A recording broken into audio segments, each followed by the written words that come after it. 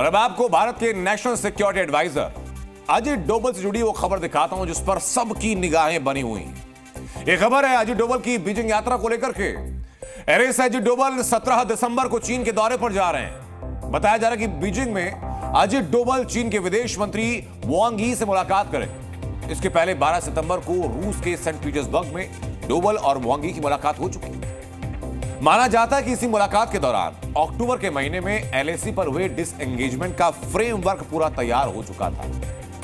अजित डोभाल जब मिशन पर निकलते हैं तो कामयाबी के साथ वापस लौटते हैं, इनका ट्रैक रिकॉर्ड रहा है। और इसी वजह से बीजिंग यात्रा को लेकर सवाल पूछे जा रहे हैं कि बीजिंग में डोभाल का मकसद क्या है। क्या डोभाल बांग्लादेश और पाकिस्तान जैसी चुनौतियों पर चीन से बातचीत करने वाले हैं?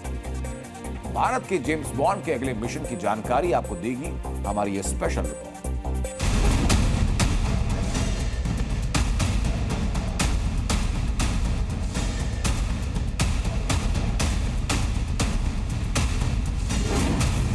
तीन बार मोदी सरकार और तीनों बार एनएसए बने अजीत डोभाल। ये एक तथ्य ही बता देने के लिए काफी है कि प्रधानमंत्री मोदी के मिशन भारत में अजीत डोभाल कितनी अहम भूमिका निभाते हैं।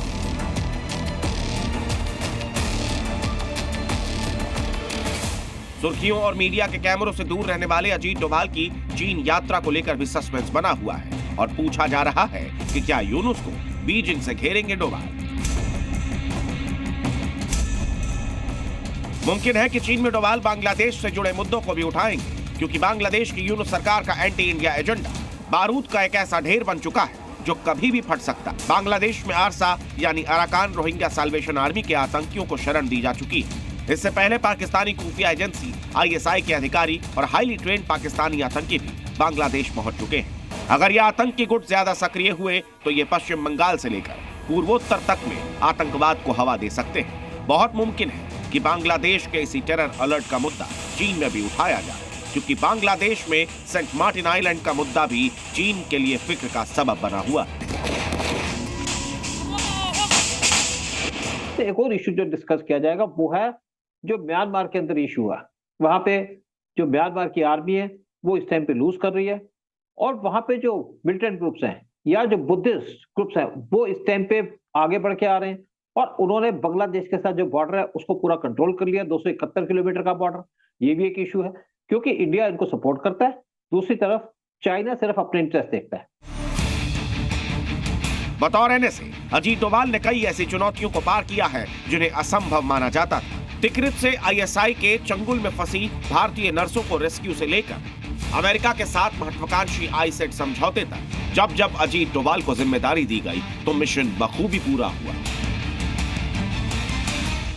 जो बांग्लादेश के अंदर सिचुएशन है उसको भी डिस्कस किया जाएगा, और जिस तरह से हिंदुओं पे अटैक हो रहा है उसको भी डिस्कस किया जाएगा। साथ में डिस्कस किया जाएगा सेंट मार्टिन का आइलैंड का इशू, क्योंकि ना तो इंडिया चाहता है ना चाइना चाहता कि यूएस यहाँ पे अपनी बेस बनाए। और एक और बात होगी कि चाइना भी अब चाहेगा कि मोहम्मद यूनुस जो सीएए के पिट्ठू हैं उनको छोड़ करके बांग्लादेश के अंदर शेख हसीना पावर में आ जाए।